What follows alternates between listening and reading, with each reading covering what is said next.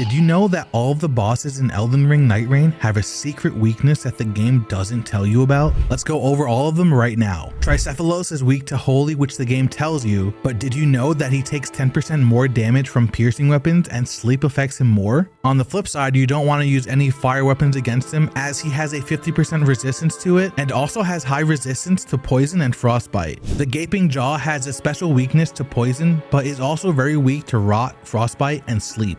But what you don't want to use against him is fire, which he has a 20% resistance to, or lightning, which he has a 50% resistance to as well as high resistance to bleed. The Sentient Pest has a whole bunch of weaknesses and resistances split between the Moth and the Scorpion. The Moth has weaknesses to almost everything, including standard, slash, strike, pierce, and fire, while also being very weak to rot, bleed, and frostbite, but has resistances to magic, lightning, holy, poison, and sleep. The Scorpion has weaknesses to strike, pierce, fire, rot, bleed, frostbite, and sleep, but has more resistances to standard, slash, magic, lightning, and holy. Augur's innate weakness is lightning, but also has a weakness to slash if you can hit him. He's more resistant to strike, pierce, magic, and fire, while also being completely immune to poison, bleed, and sleep.